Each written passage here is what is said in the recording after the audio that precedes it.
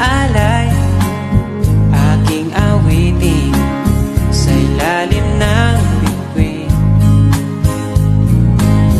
At ang liwanag